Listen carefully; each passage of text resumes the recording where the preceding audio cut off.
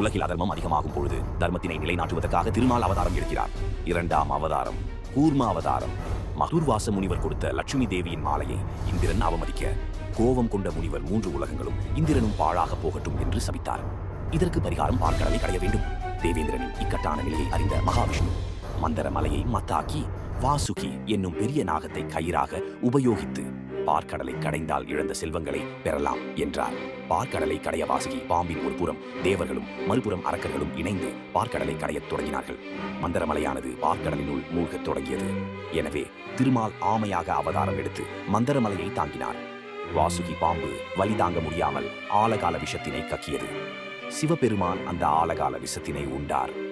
அமிர்தத்தை தேவர்கள் மட்டுமே உட்கொள்ள வேண்டும் என்பதற்காகவும் அசுரர்களுக்கு இறப்பில்லா தன்மை கிடைத்தால் அது ஆபத்தானதாகிவிடும் என்பதாலும் அதை அசுரர்களுக்கு கொடுக்காமல் இருப்பதற்காக விஷ்ணு மோகினி அவதாரம் எடுத்து அசுரர்களை ஏமாற்றினார். தேவர்கள் பயனடைந்தனர்.